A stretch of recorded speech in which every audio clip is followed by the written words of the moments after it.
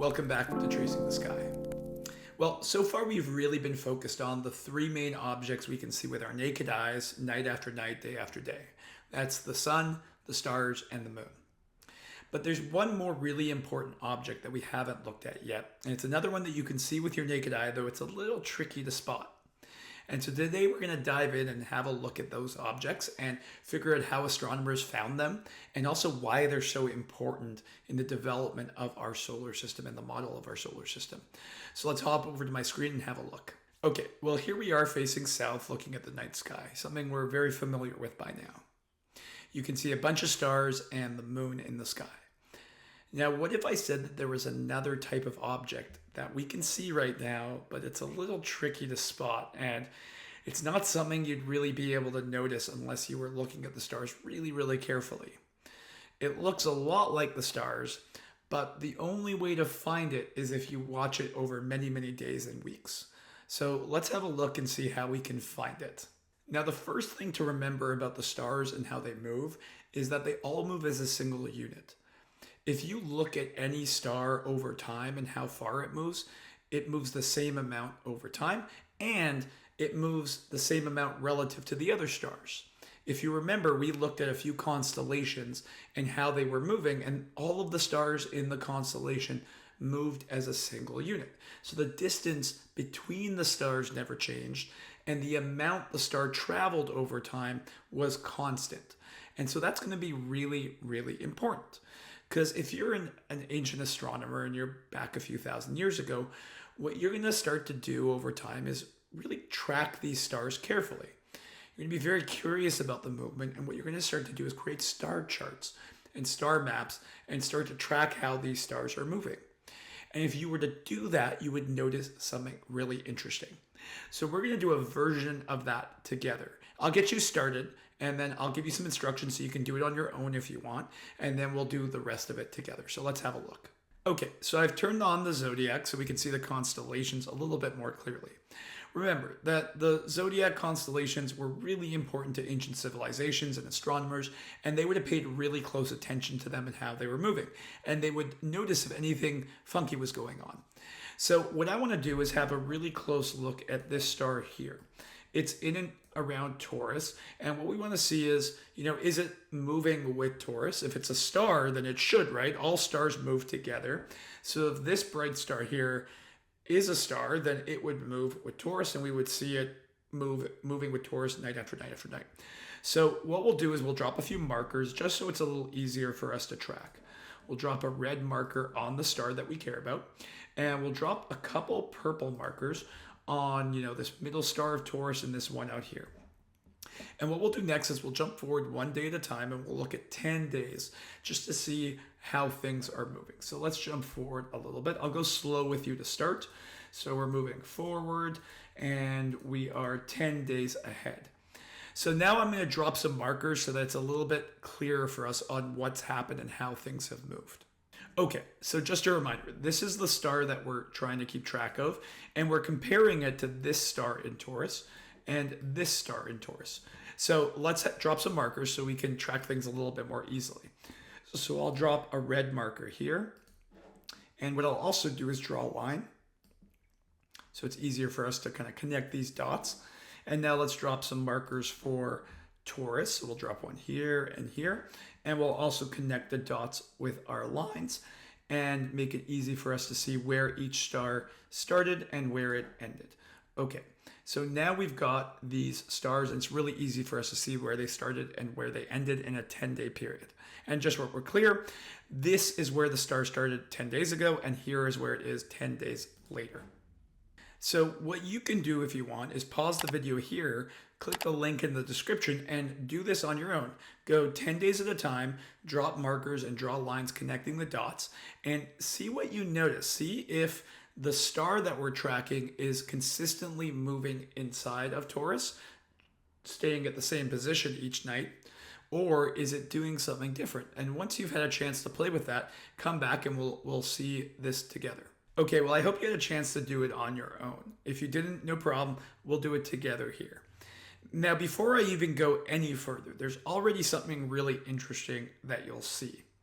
Notice that the stars inside of Taurus moved by about the same distance. You can see that these lines look to be the same length. And that makes sense, right? Taurus moves as a single unit. All of the stars move as a single unit. But look how much shorter this line is here. This star did not travel as far as the other stars did in Taurus. But how can that be? We thought that stars all move as a single unit. They all move the same amount each night. Well, I'm going to jump forward now, and I'm going to show you how this looks over the course of a longer period of time, so you can see just how much differently this star is moving from the rest of them. So let's have a look at that. Okay, so here we are, and I've jumped ahead quite a bit. I've dropped a marker every 10 days. So you can see each purple marker is where the center of Taurus was, and each red marker is where our star was. Now, if we skip ahead and look at where Taurus is now, have a look at where our star is. Remember, when we started, the star was around here. It was between the legs of Taurus, but now it's all the way up here. And notice something else.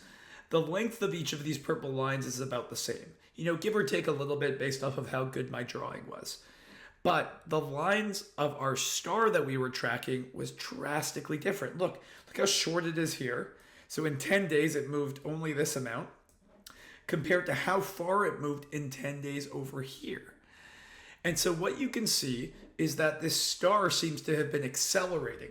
It went faster and faster. And what we mean by that is over the same 10-day period, the amount it traveled was further, which means it was going faster over 10 days if it's going to go further.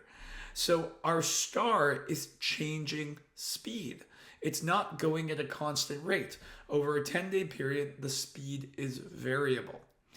And if you were to keep observing this star over and over and continue to do that into the future, you would see that eventually it would start to slow down again, and it would start to be shorter over a 10-day period.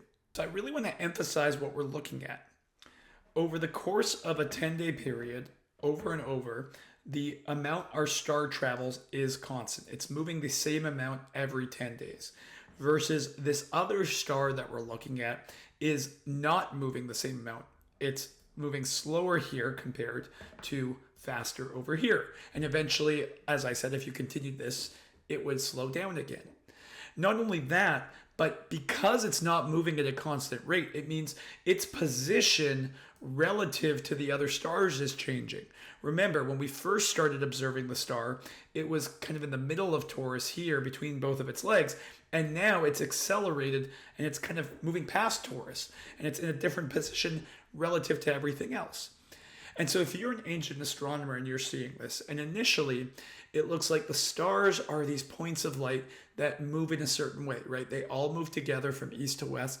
They never change relative to one another. That's what you know the stars to be. But all of a sudden, you see this other thing. It looks a lot like a star. It looks like a light or a bright light in the sky, but it's not moving in the same way as the stars. In fact, it seems like it's kind of wandering around the sky. And you start to notice other stars that are wandering as well. And you start to wonder what these things are. So what are these wanderers? Well, you probably guessed what the answer is. These wandering stars are what we now know of as planets. In fact, the word planet comes from the Greek word for wanderer. And many ancient civilizations noticed these wandering stars and realized they must be something different. The stars all move together, but these things appear to be moving in a different way. And so now we know how we could discover the planets. And I want to show you just one other perspective of this so you can really see what these wanderers look like. So let's have one more look at my screen. Well, this wanderer that we've been tracking, it's actually Mars. And what I just want to show you here is how Mars has been changing relative to Taurus. You can see when we first started tracking it, Mars was further east relative to Taurus. And then by about here, Mars starts to overtake Taurus. Now I want to be clear on what's happening. Each night around this period of time, Mars is going around the Earth, or at least so it appears, and then drifting a little bit further west. Right? Just like we saw with the sun and the stars were going around and a little bit further west. Now, Mars is going around the Earth and then drifting a little bit further west. And it's going a little bit further west, and so it's accelerating past the stars. But then around here, Mars starts to slow down again, and it starts to lag behind Taurus and drift a little further east. And we call this period of time, when the planet is drifting eastward relative to the stars, we call that period of time the retrograde motion of the planet, the period of retrograde for the planet. So during this period of time, Mars is in retrograde. It is lagging behind the stars because it's starting to move slower each night.